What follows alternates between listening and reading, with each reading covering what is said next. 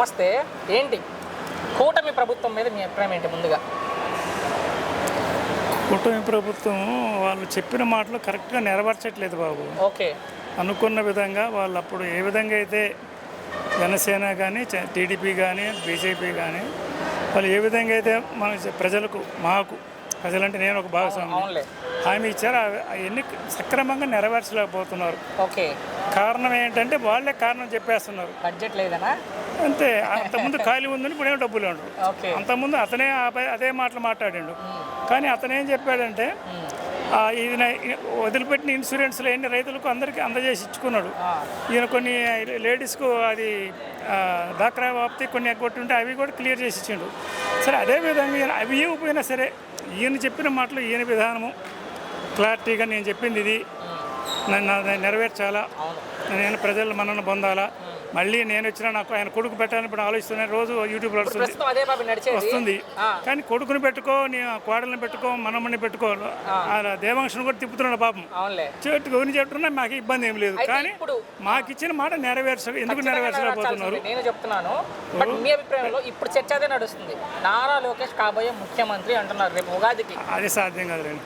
Okay, అది impossible.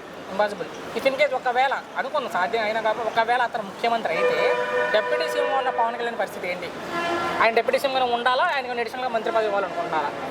ఆయన మంత్రి పదవి ఇచ్చినా ఇది ఇచ్చినా ఆయన ఉనికిని కోల్పోతాడు. అది నాకు కరెక్టో కాదో నేను చెప్పలేను. ఆయన ఉనికిని కోల్పోతాడు. ఇప్పుడు ఇతని ఏజ్కి పెద్ద మనిషి, సీనియరు, ఇతనుంటే ఇతని కింద అతను పనిచేయడం తప్పులేదు. కలిసిపోవాలా ఒక భావన వచ్చినప్పుడు. ఇప్పుడు అతని కింద చేయాలంటే ఇది వేరు. అంటే ఆల్రెడీ వాళ్ళిద్దరు మాట్లాడేసుకున్నారు, మీటింగ్ కూడా అయిపోయింది, చంద్రబాబు పవన్ కళ్యాణ్ మధ్య కూడా అంటున్నారు. మరి అవన్నీ ఉట్టి మాటలు. ఓకే, అంత ఈజీ కాదు. ఇప్పుడు కేవలం మోడీ గారు ఈ దేశాన్ని నష్టపరిచిండో లాపరిచిండో ప్రజలకు అర్థం కావట్లేదు. కానీ ఆంధ్రప్రదేశ్ అనేది మాత్రం పూర్తిగా నష్టపరిచిండు. ఓకే, ఇప్పుడు చంద్రబాబు గారు ఆ గుంతలో రాజధాని కడతానన్నప్పుడు వద్దులని ఆయన ఆ యూనివర్సిటీ ఇస్తాను నేను దాంట్లో కట్టుకో. ఇప్పుడు ఇది అమరావతి కాదు బాబు, ఇది ఎయిమ్స్ హాస్పిటల్ చూడు, దాంట్లో హాయిగా యూనివర్సిటీని ఎక్స్పోజ్ చేసి పెట్టుకోవచ్చు. ఇది చేసి ఉంటే ఇప్పుడు హాయిగా ప్రశాంతంగా ఉండేది.